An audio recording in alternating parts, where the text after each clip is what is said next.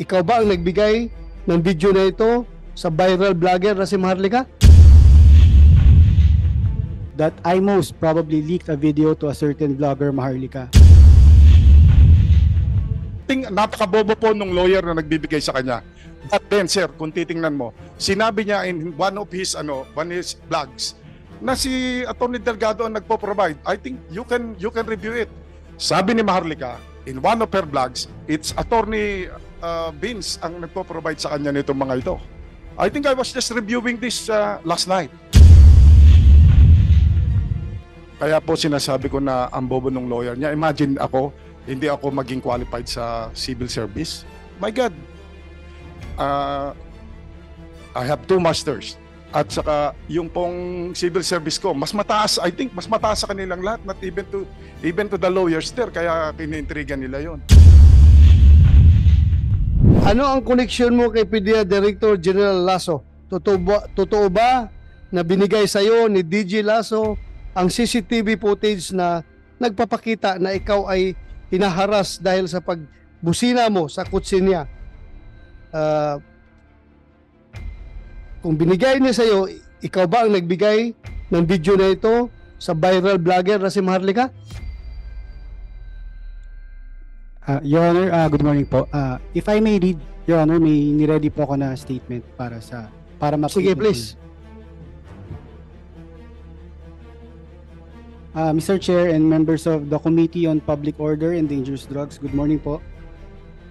Nagpapasalamat po ako sa Senate Blue Ribbon Committee for giving time and attention to address this matter of document security in government agencies. Maiksing pakilala lang po. This is not Blue Ribbon Committee. This is Committee on Public Order and Dangerous Drugs. Thank you. Sorry, Your Honor. Committee on Public Order and Dangerous Drugs. Maiksing pakilala lang po. Ako po si Attorney Alvin Sen G. Delgado. Dati po akong agent or drug enforcement officer po ng Philippine Drug Enforcement Agency. Dati? Opo. So ngayon, hindi na? Hindi na po. Umalis ka na sa PDEA? Opo. Kailan lang? Nung nag-resign po ako ng December and naging effective po yung resignation ko nitong January 6 po, 2024. Kailan ba nangyari yung video na yun? November po, 17. November. Pagka-December, nag-resign ka? Opo, nag-tender po ako ng resignation. Okay. Please continue. Opo. Nagsimula ako ng panunungkulan noong December 30, 2010. Ngunit ngayon po, sabi ko na resign na po ako January 6, 2024. Ako po ay naimbitahan ni Honorable Chairman dahil sa statement or implied accusation ni DG Lasso that I most probably leaked a video to a certain vlogger, Maharlika. Ang CCTV footage po na iyon ay magpapakita ng mga pangyayari ng pagtamo ko ng verbal at physical assault mula kay DG Lasso. Bilang pagtugon po, kasama po sa invitation na magbigay po ako ng views and comments about dun po sa pangyayari. Ito po. Yung sa patungkol po doon sa statement, hindi ko po sinasabi, mahaba po yung sinabi ni DG Lasso, hindi ko na po babasahin na nasa ano naman po. Hindi ko po sinasabi na nagsisinungaling si DG Lasso. Pero hindi po totoo yung sinasabi niya. Hindi po ako nagbigay ng CCTV footage or video sa vlogger na si Maharlika. Ang nangyari po nun, nag-request po ako ng CCTV footage, pero para po ito sa administrative and criminal case na isasampa ko po sa kanya laban kay DG Lasso. Ang ginawa, Which was granted by DG Lasso. Opo. Binigay sa'yo? Binigay niya po. Thank you. Opo. Ang ginawa ko po sa video ay sinabit ko po to bilang parte ng proof ko or evidence sa ombudsman po. Pero ito po, bago po maibigay sa akin ang kopya ng video or CCTV footage, ikinalat na po ng administrasyon ni DG Lasso yung video sa mga group chats. Meron po akong pruweba, pwede ko rin po i-submit po sa committee. At saka meron pong isang pagkakataon na si DG Lasso nag-speech pa siya sa isang regional office po sa La Union, sa PDEA Regional Office 1. Binanggit niya na ikwento niya po yung pangyayari sa amin. Tapos ang ginawa niya po is base sa kwento niya, kumbaga he played the victim. Sabi niya na porket daw naka-Innova lang siya, kaya ko raw siya binusinahan. Ganun po yung kwento niya. Tapos po, nabanggit niya na, di ba napanood niyo naman yung video. So, sa pangyayari po na yun, alam niya na na-leak na po yung video na yun. Yung CCTV footage po. Tsaka isa pa po, kung gusto ko pong ikalat yung video na yun, marami pong nag-reach, hindi naman po marami, may nag-reach out po sa akin from ABS, GMA, at saka ang pagkakaalam ko po, nanawagan pa po si Miss Maharlika na magpa-interview, pero hindi ko po yung pinaunlakan. Ang ginawa ko lang po is, nag-file lang po ako sa proper venue ng kaso laban sa kanya. Kasi po, bilang... Paano ka na-reach out ni Maharlika?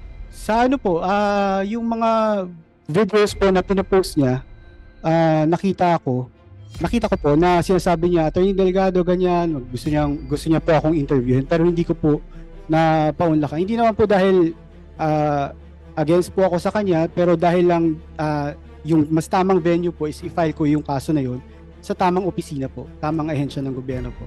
Correct. Abogado ka, di ba? Opo, You yun know nga what po. to do. Continue.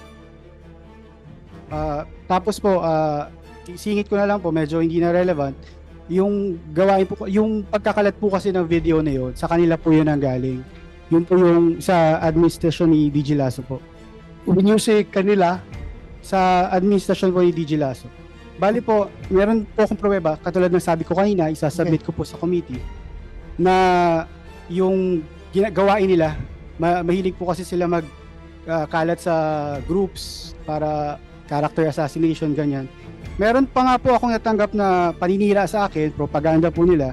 Hindi ko na po babasahin kasi medyo mahaba, tsaka may mga mali-maling spell, pero malinaw po na galing po yun sa kanila, sa director po. Yun po. thank you. So, malinaw na hindi ikaw ang nagkalat ng video. Hindi po. Hindi ikaw ang nagbigay kay Maharlika. Hindi po, sir. Most likely, nakuha ni Maharlika yon from the internet. Kasi nagkalat naman kaya yan. Opo. Ako hindi ko pa nakita yung video niyan pero nagkalat na. Opo. Okay. Sir, you want to say something? General Lasso. Yes, Your Honor. May I ask our Director for Intelligence Service, who has control and custody of these CCTV tapes, on how we control providing copies of these CCTV footage, sir? Director Bitong, sir. Yes, go ahead, Director Bitong. Ang actual po na nangyari ay Friday 5:47 dumating yung request ni Attorney Delgado, or should I say Vince Delgado, 5:47 after office hours. Pagka Monday po, dumating yung second letter niya complaining na bakit daw hindi inaaksyonan. Dumating yung letter niya at the time, I think it's 3:23. 17 minutes later, I was informed na nagpadala na siya ng letter sa ombudsman. So, Friday, 5:47, lampas na ng office hours, wala nang tao. Pagka Monday, it's 3:23. If I'm not, I think, just 17 minutes later, nandun na sa ombudsman yung letter niya. So, the process po ng pag-release nito is, unang-una sir, bago po yung aming CCTV system, at meron po kaming policy on how we can extract and how we release this. So, nag-request nga po siya. Eventually, sir, binigay namin sa kanya yung original na copy. After deliberating over this, ibinigay namin sa kanya. As far as I'm concerned, wala po kaming ibang pinagbigyan except siya lang. So, siya lang ang may extracted copy nung binigay namin sa kanya. So, not even us. Hindi po kami nag-release sa kahit sinong tao. So, just to answer your question, sir, yun po yung proseso na yan. So, meaning to say, you are debunking his claim that prior to your turning over of said footages to him, nagkalat na daw sa social media yung video na yan. That is not true, sir. Wala pa pong lumalabas nung Can you elucidate? hindi pa po yan lumalabas. Yes, Mr. Chair. Mr. Chair, ito po yung screenshots ng group chats po nila na kinalat po nila yung video even before ma-receive ko po yung request ko po from Direct. Wait, kasi group chat of Hindi ko medyo ano po ang nakalagay po dito is IIS-IOD yung name ng group chat. Tapos meron din pong isang group chat nakalagay po IS. Tapos dito po may kita po na may mga video sila ni pinorward. So sino nag-post ng video? Pakita mo yan kung group Ito chat. po, user lang po nakalagay Matamorosa. Ha? Matamorosa po. Pero yung username po na nakalagay. Yung nag-post, siya nag-post. Opo. As far as you're concerned, sino yung Matamorusa? Agent po siya sa IS, pero sir, may I know the exact date nung paano po niya pinalabas? Exact date yan. Sir, wala pong date dito sa screenshot. Pero nakalagay po dito, sharing you the copy of CCTV footage, ma'am sir, as instructed by DIS, Director IS po yun. Good evening po. Bali sir, kung sa akin lang po binigay yung video, bakit po nasa group chat po nila kinalat yung video? Sir, Yeah. Your Honor, may I Right. explain? After a while po, sir, ako ang feeling ko, at that time, sir, simula na nangyari yung incident, si DJ kasi, he did not make any statement. Wala, sir, as if nothing happened. Pero ito, sir, si Vince, kung ano nung pinagsasabi, sir, ang dami, kung saan-saan siya nagpupunta, ang dami-dami tumatawag sa amin. Nung ma-release na po sa kanya yung the original video, I explained to the personnel of IS, all of these are authorized to have access to secret. So I provided them the video so that they will understand. Kasi what was happening then is, isa lang ang pinanggagalingan ng news si Vince lang. Feeling ko it's so unfair. So pinakita ko po dun sa conference room ng IS with my personnel there. Pinakita ko po yung the original video. At nakita nila doon na nagsisinungaling si Vince. Kasi it's very clear from the video. There was no mauling, there was no physical, wala pong sound, but there was no physical, no touching, sir. I hope, siguro some other time you will see that the most that the DJ did, ginanyan lang po siya when he was going up dun sa kotse. Ginanyan lang siya, sir. So I showed it because it was very unfair that it's already being circulated all over that he was mauled. He wasn't mauled based from the 3 CCTVs that we provided, and all those people who were able to watch this should be able to prove that I am telling the truth. Thank you. Ang problema lang yung date. Yung date, kung kailan yan pinost. Anyway, inamin naman ninyo, yung Matamorusa, tao mo, siya nag-post doon sa inyong website, pero ang tanong na lang dyan ngayon is, sabi mo, that was after na ibigay ninyo sa kanya. So, posible ba na yung pinost ni Matamorusa doon sa website ninyo, yan yung nakakarating kay Maharlika? Yan yung nakarating kay Maharlika? No, sir, because ako po wala po akong access, sir, ako mismo. Alam ko, pag group chat natin, tayo-tayo lang, mga operative nag-group chat. Kung may mag-leak dyan, isa sa inyo nag-leak. Sir, if I have watched also Maharlika, I think ang nakakawa siya because she is being provided with wrong information. I think napakabobo po nung lawyer na nagbibigay sa kanya. But then, sir, kung titingnan mo, sinabi niya in one of his vlogs na si Atty. Delgado ang nagpo-provide. I think you can review it. Sabi ni Maharlika, in one of her vlogs, it's Atty. Vince ang nagpo-provide sa kanya nitong mga ito. I think I was just reviewing this last night. So, in one of the vlogs, You confirm the statement of Maharlika na ikaw ang nagbigay? No, Mr. Chair, hindi po ako nagbibigay sa kanya. Yan ang mahirap. Wala si Maharlika dito. Mr. Chair, if I may. Yeah, go ahead. Mr. Chair, meron pong chat, meron po ako na-receive na chat from a certain user. Ang pangalan niya po is Ms. Maharlika, pero hindi po ako nag-reply sa kanya. Pwede ko pa rin po ipakita sa inyo na wala po akong any contact kay kay Ms. Maharlika. Pero chinachat ka niya.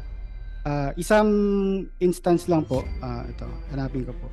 Tapos ang sabi po niya, nag-hi siya, tapos nagpapa-unlock po siya sa akin, pero hindi po ako nag-reply sa kanya.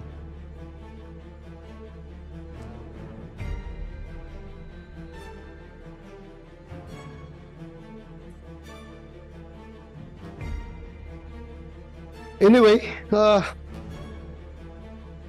I think it is not totally, that incident is not totally germane to this investigation, but still, since may leakage, ang subject natin dito sa investigation is PDEA leaks, yung mga leakage, so it's tama lang rin na ma-take up natin yan.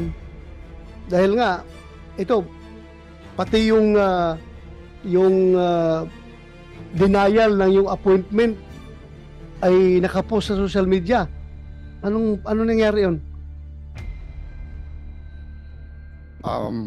Siguro po, in our effort to really reform, I think marami pong tinamaan, sir, kasi baka napalipat-lipat sila, so nagagalit sila. Ay maaari pong may may nag-leak nung kasi I cannot deny it was already access from the internet, yung tungkol po ito to my appointment. But of course, I think you would believe me. Kaya po sinasabi ko na ang bobo ng lawyer niya. Imagine hindi ako maging qualified sa civil service. My God, I have 2 masters. At saka yung pong civil service ko, mas mataas, I think, mas mataas sa kanilang lahat, not even to the lawyers there, kaya kinintrigan nila yon. Okay. Anyway,